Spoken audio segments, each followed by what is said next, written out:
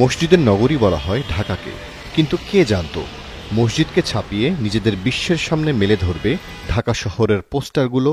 শহরের প্রতিটি সড়ক, বৈদ্যুতিক খুঁটি, বাসের শরীর কিংবা ফুটপাতের দেয়াল বুক ফুলিয়ে নিজেদের অস্তিত্ব জানান দিচ্ছে এসব পোস্টার। রাজনৈতিক দলের প্রচারণা, চাকরির বিজ্ঞাপন, কোচিং সেন্টারের নোটিশ, সাংস্কৃতিক অনুষ্ঠান, ধর্মীয় মাহফিল কিংবা কবিরাজি চিকিৎসা সবকিছুরই রঙিন কাগজ এখন রাজধানীর দেয়াল জুড়ে। এতে করে নগরীর সৌন্দর্য যেমন হারাচ্ছে, তেমনি বাড়ছে দৃষ্টিকটুতাও।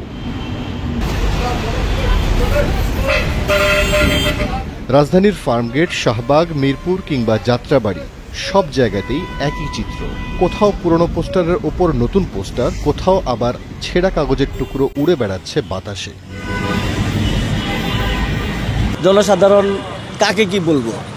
যেমন ধরেন যে পাশে যে দোকানগুলো, এগুলো তো এখানে থাকার কথা না। বড় ভাই রাজনীতি করে, তারা আমি যদি বলি যে ভাই তোমার পোস্টার লাগান যাবো না, সে কি মানবো? তাহলে আমার কবো যে তোরে ওই কিছু কবো না, কিন্তু অন্য পোলা বান্ধে কিন্তু ঠিকই ঠেঙাই দিব। হালা তুই বেশি বুঝোস না।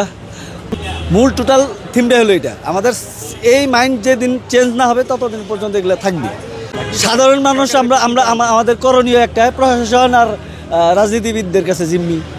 বিশেষজ্ঞদের মতে পোস্টার সংস্কৃতি নিয়ন্ত্রণে না আনলে নগরের নান্দনিকতা পুরোপুরি নষ্ট হয়ে যাবে। সচেতন নাগরিকদের মতে পোস্টার লাগানো বন্ধে আইন প্রয়োগের পাশাপাশি বিকল্প প্রচারণা ব্যবস্থা তৈরি করা দরকার। এতে করে পোস্টারের জঞ্জাল থেকে বাঁচবে মানুষ, বুক ভরে শ্বাস নেবে রাজধানী ঢাকা।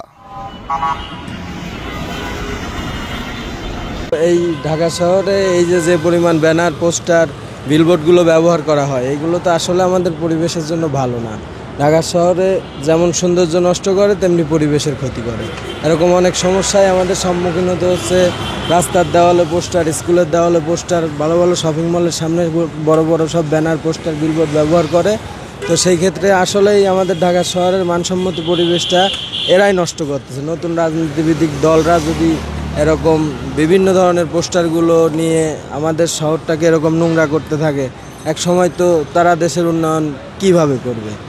বিলবোর্ড দিয়ে যদি দেশের পরিবেশ পরিস্থিতি এরকম নষ্ট করে, আসলে এটা তো ঠিক না।